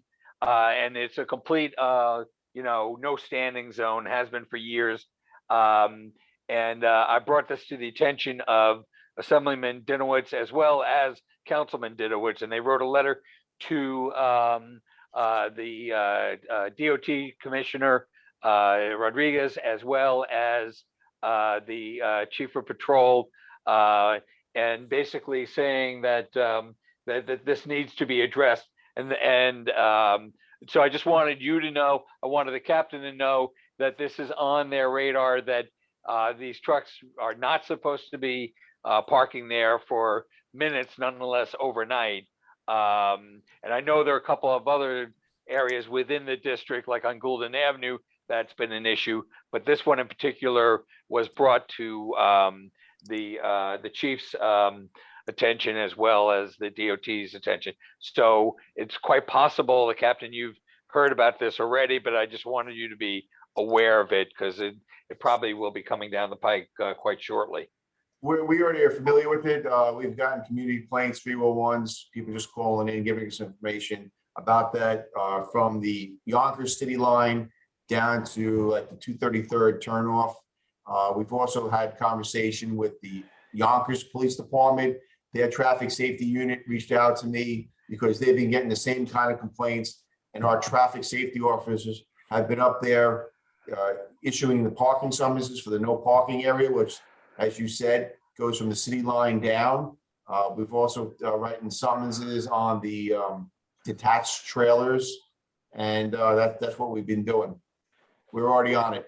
Okay, very good. I had a feeling it might be, as just hoping to prevent you being surprised by this. The reason why I think it's an issue of public safety is, frankly, a prior CO had told me that part of the reason why you folks insisted on making that a no standing area is that the parking of these tractor trailers overnight was enticing other illicit business, shall I say, and that was part of the motivation for it. So I have not heard anything about that returning, but just wanted you to be aware of this issue, and that others had become aware of it. And by the way, I think that the community affairs officers may want to subscribe to this Next Door application, because then it gives you an early warning of what people in the community are concerned about. Yep. Like I said, we've been up there. We've had conversation with those truck drivers who we didn't issue the summonses because they were willing to hustle their vehicles out of there. But their concern for parking there, as I might have explained to some people here, in the city of New York, there are no truck stops in the city at all. Right. So Right. that's one of those locations they can like rest up or take a break before they continue their travel into the city. And that's why they lay up there. And even though you are correct, they're just trying to lay up and operate those vehicles safely. But like I said, we've been having that conversation, moving them on, and we haven't seen on any of our tours, and there's 3 of them, any of those, what you might have suggested might have been prostitution. Yes. No, we have not seen that there. We have an issue with some dumping going on there, and we're reaching out to sanitation to see if they can do something about that. They have a sanitation police that do that kind of enforcement, as well as cleaning up the items that have already been dumped there. Thank Very you. good. Thanks, David. Yes. Okay, so on to new business. And again, I just put this on the agenda, the discussion of the mayor's blueprint to end gun violence. Not to, go over this thing with a fine tooth comb. I really just want to find out what effects these policies may have on law enforcement and public safety in our community. So I just wanted to briefly, and I'm glad, Captain, I'm glad you're here tonight for this, because I just wanted to briefly go over this. And I read the report. I don't know if you're familiar, you guys are familiar with this. Mayor Adams has put out this blueprint for gun violence, and how to solve blueprint to end gun violence. So some of the things that stood out to me were that he says that the NYPD is going to deepen its work by enhancing existing public safety units with new neighborhood safety teams. So neighborhood safety teams they're going to focus on gun violence. So one of the things it mentions in the report is, putting more officers on patrol, and the department expects to launch these teams within 3 weeks of this, which would have already, been in effect because this was put out over 3 weeks ago. I realize it says there's going to be a special focus on 30 precincts where 80% of the violence occurs. So with that in mind, my first thought are any of these resources going to be allocated to the 50th precinct? And if not, why? We don't have, fortunately, we don't have some of the same problems with gun violence that some other neighborhoods in our city do, which is a blessing. But nevertheless, we're not immune to gun violence. So did you hear anything about this, any of these safety teams, or any of this coming our way, or have we just been left off the map with this? You're muted, Captain. On the top 30. Okay, we're not in those 80s. Sounds like that answers the whole question. Yeah, as you know, like we don't have a lot of violence here. Most of our stuff is property, so they're putting the cops where the problems are. And fortunately, one way or another, you're gonna say, we're not getting those guys. We're not getting those additional manpower, those public safety officers that are going to be out focusing on the gun violence, because we don't have a lot of gun violence here.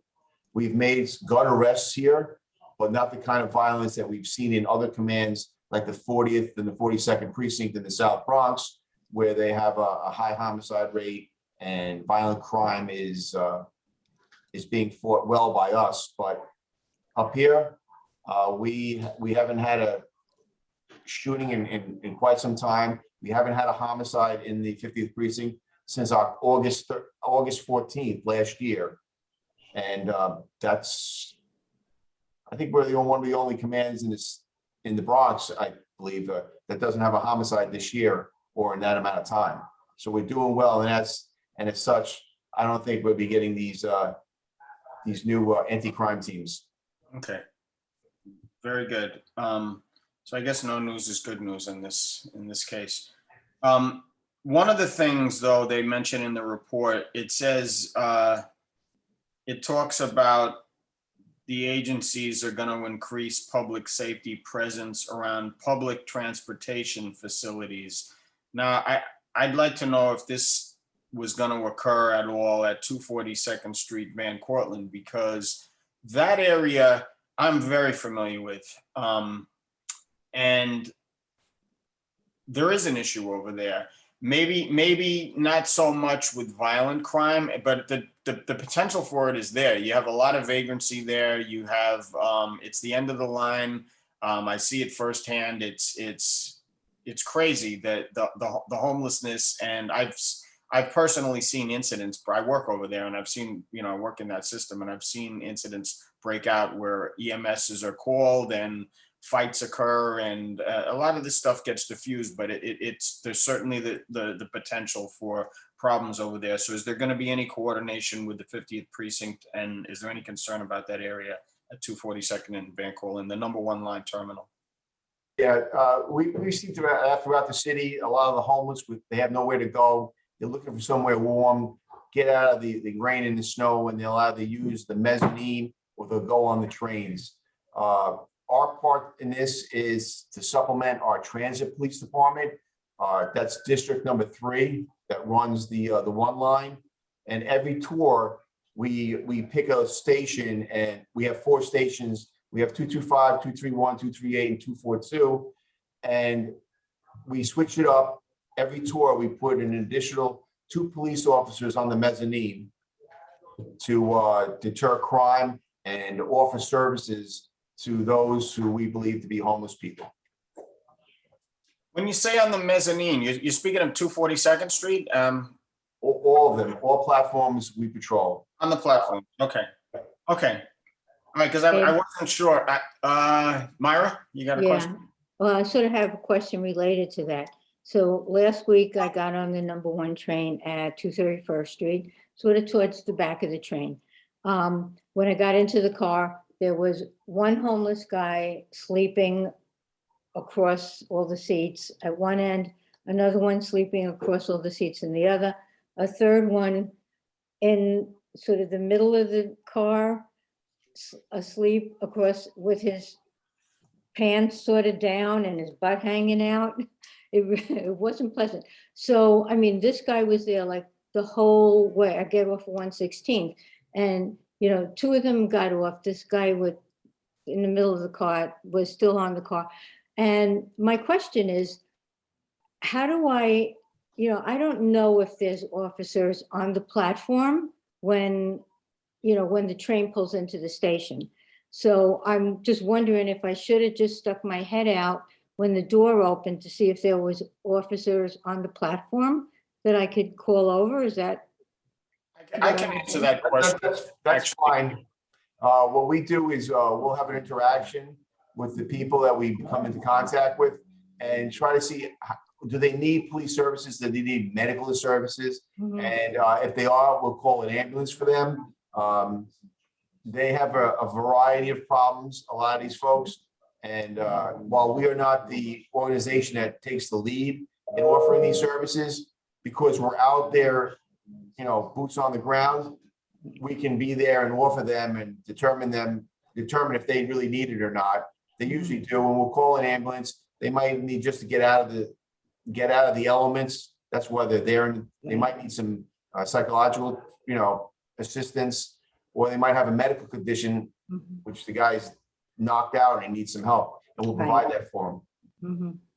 Myra, you know what you need to do in that situation? You need to say something to the train's conductor, which is in the middle of the car, because they're the ones with the radios. They can radio for police en route. They can keep the train in the station to have somebody who might be unruly removed. There's a lot of things they can do. They're the ones with the radios, and you go to the middle of the car. They're in between the 5th and the 6th car, and you tell them there's an issue on the train, and they will handle it appropriately. And they'll bring police if necessary. Right. Okay. Okay. Yep. All right. So another thing on this list is Gun Violence Suppression Division, and I'm guessing this goes back to the first thing about the funding, but this is, they cite a highly specialized unit within the Detectives Bureau. Yes. Charged with seizing illegal guns and building cases against illegal carriers, traffickers, and sellers. Being that I know that there's kind of there is some separation between you guys and your detectives unit. So is that an issue that you're aware of, that our detectives unit in this command is being provided additional funds, or is that again falls under the category of we just don't have enough violence to warrant attention? No, that's the gun violence. They do the, like the undercover buys. They make contact with suspects and then they go into an investigation or a case and they buy guns one after another and they develop case and they see how many players are involved and where they're coming from and they work with the ATF. So, and then they do search warrants and they make these seizures. So that's not what our detective squad does. This is a separate entity which investigates specifically the trafficking of guns to the city of New York. Okay, so that could potentially fall into our area depending on what active cases are going on, correct? Okay. Yep.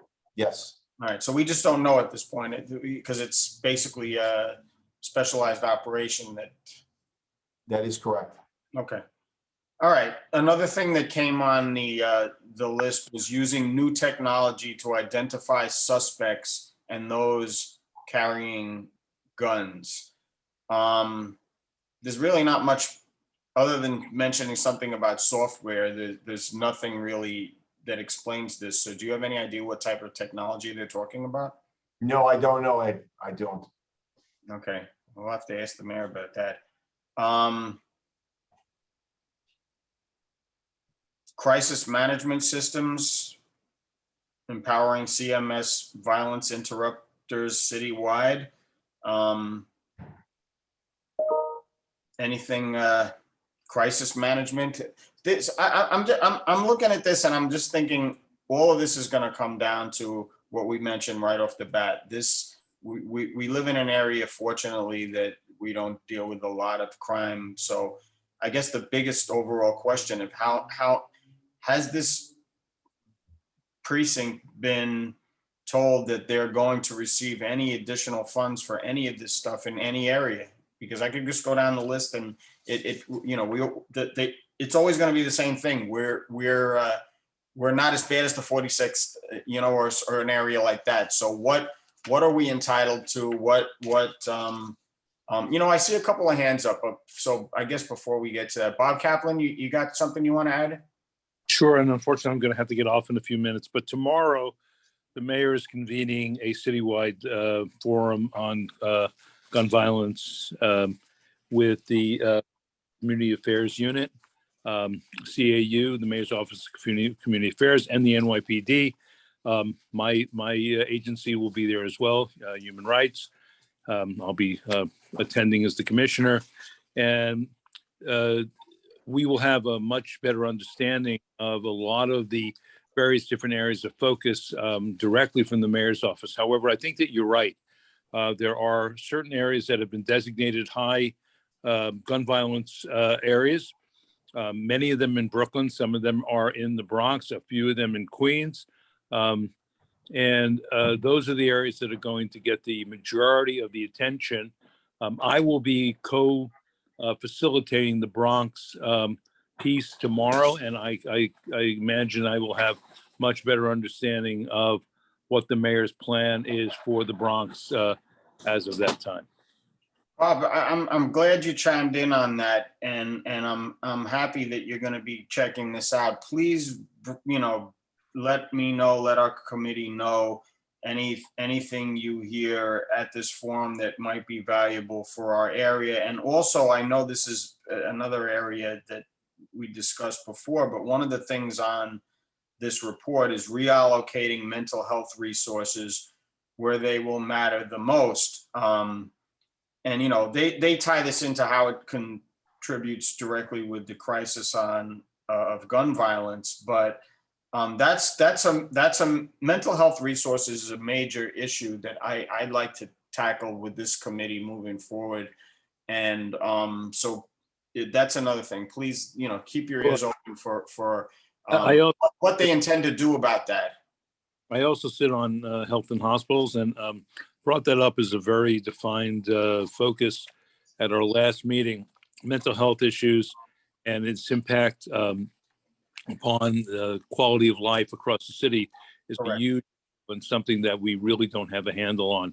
So I do know that much of it will also be there. For instance, In Brooklyn, I'm on the advisory board of something called the 67 Precinct Clergy Council. It's called God Squad. It's one of the premier anti-gun violence groups in the city. One of the issues is the trauma that's impacted upon communities and family members and community members by gun violence that happens in communities. So that's another whole piece of mental health issues that is not clearly articulated in this plan, but I know for a fact that it is something of deep concern. Right, and it directly ties into the homeless problem also enormously. So that's, part of it also. Thanks, Bob, and please let us know if you hear any information.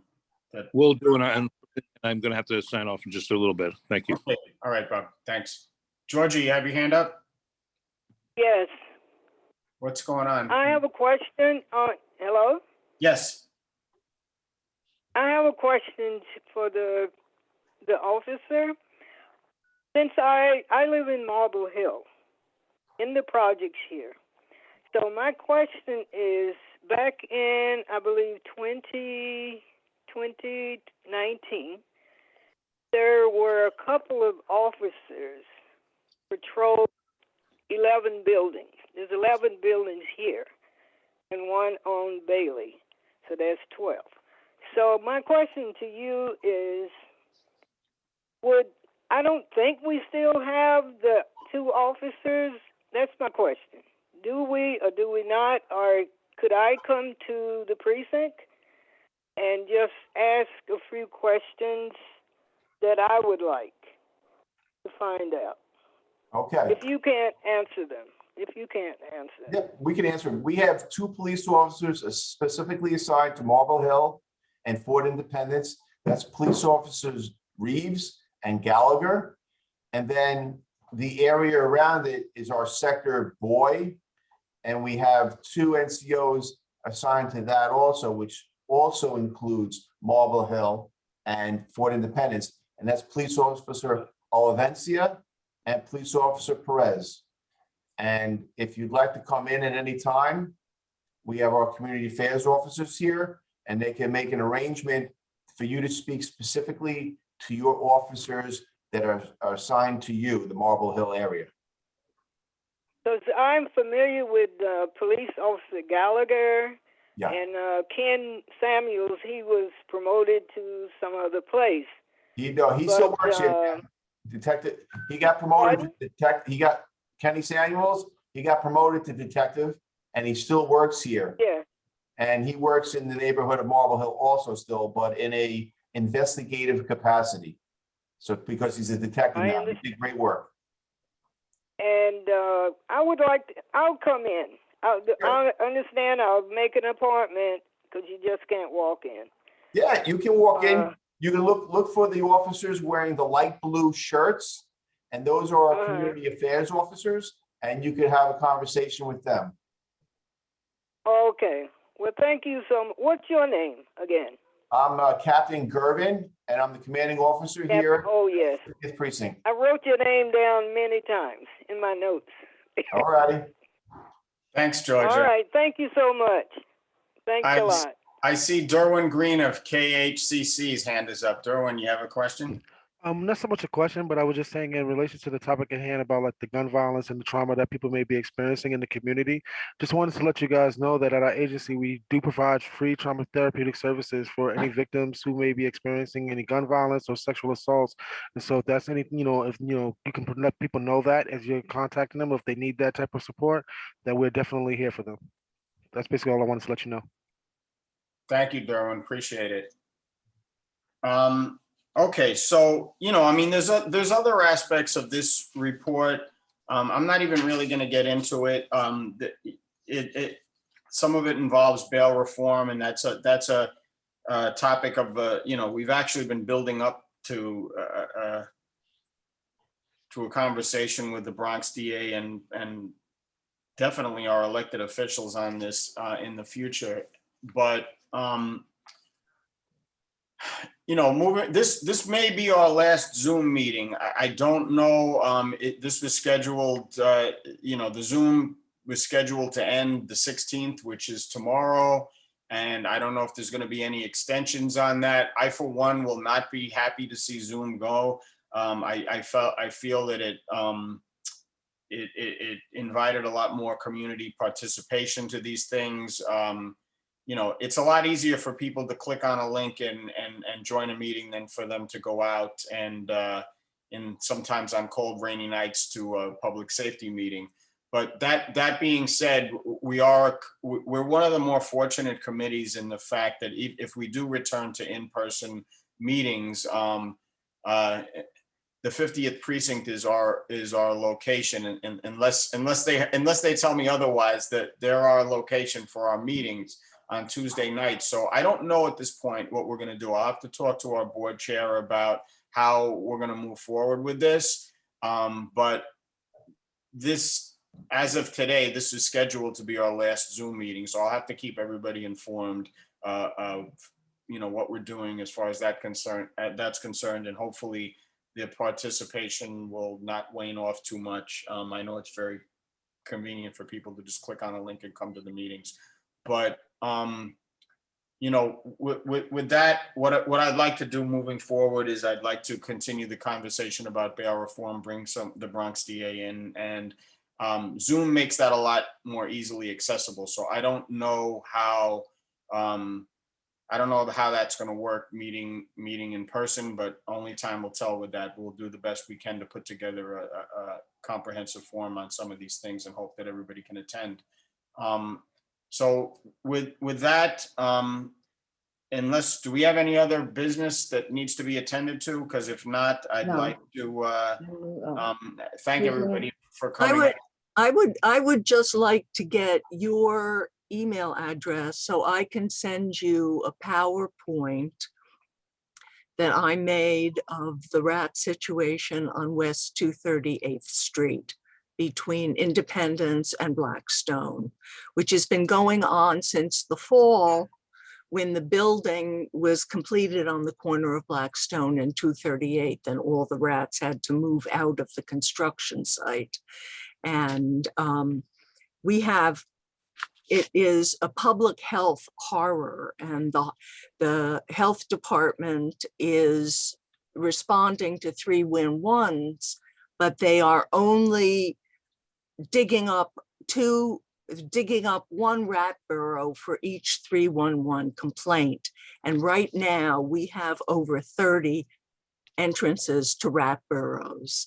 And so I would like to send this PowerPoint so you're aware of this and you could get back to me. It's been a long night. I realize people want to end this, but I need to send this to someone to get some support for this being taken care of. Okay, this would be my suggestion. I would suggest you send your PowerPoint to the Bronx Community Board 8. And I'm not even positive, this might be an Environment and Sanitation Committee issue. Mm-hmm. It might be Public Safety. I'm sorry. Go ahead, Mara. Oh, no, because I was going to suggest the same thing. Send it to the board office. This is an Environment and Sanitation Committee issue. I agree with you that there's a public safety component of this, but ENS is definitely the committee that would handle something like this. Okay, so Environment and Sanitation Committee. Correct. And but send Myra, it to, yeah. What about health and hospitals? That's a health. Well, you know, the best thing to do is send it to the office, to the board office. Okay, so what is the email address for that? And is there a name that it should be to the attention of? Well, Kira Gannon, C-I-A-R-A, Gannon, G-A-N-N-O-N, is the district manager. Okay. What is the board office? Where's my? I believe it's BX08. Wait, okay, wait, BX08 at cb.nyc.gov.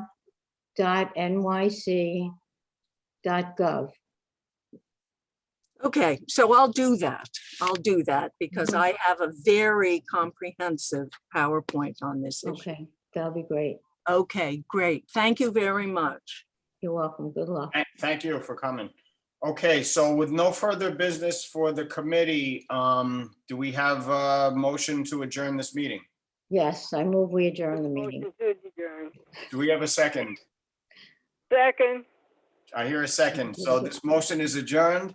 Thanks, everybody, for coming out, and we'll keep everybody informed about what we're doing for next month. Have a great night, everybody, and be safe. Thank you. Good night, See you soon. Thank you, Ed. Thank you. Bye. Yeah.